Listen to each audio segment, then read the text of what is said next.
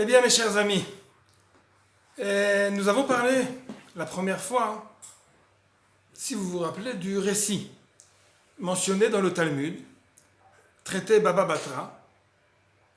et nous avons rappelé la tension qui existait entre les élèves de Rabbi Yoshua ben Levi et Rabbi Yoshua lui-même, qui leur a demandé, par curiosité et par intérêt qu'il portait pour eux, pourquoi avait-il choisi délibérément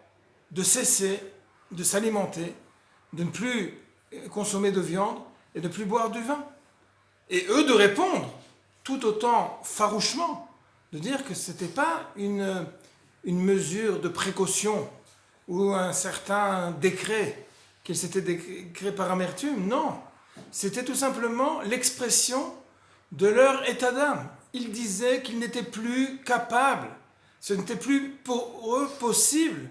de mettre au centre de leur alimentation quotidienne ce qui était d'abord et avant tout, principalement, le centre du service divin. Et sur cela, Rabbi Yoshua ben Levi leur a dit qu'il était complètement impensable, en effet, de considérer que le service du temple était maintenant révolu et qu'il s'agissait maintenant de laisser ça comme une sorte de souvenir historique. Il leur a dit en effet, il n'est pas question d'une chose pareille. Mais d'un autre côté, il leur a dit également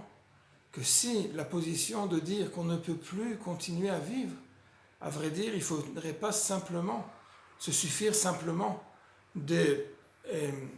l'absence de la privation de consommer de la viande ou de boire du vin, mais qu'en réalité,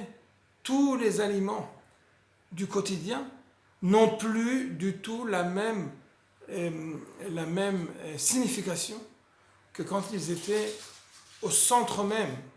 du service du Beth Amikdash. Et que maintenant, c'est une vie complètement différente qu'il s'agit pour nous de vivre. Et j'avais expliqué sur ça, je voulais mettre un accent particulier, que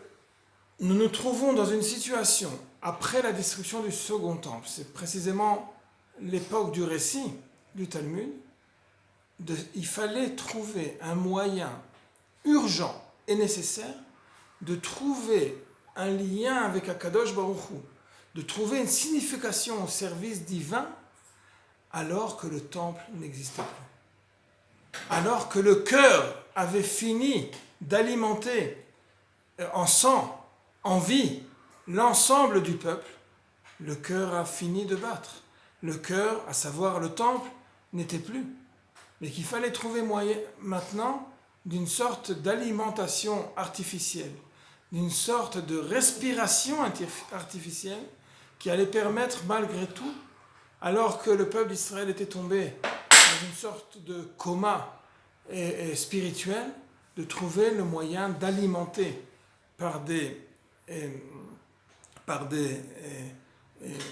aliments artificiels la spiritualité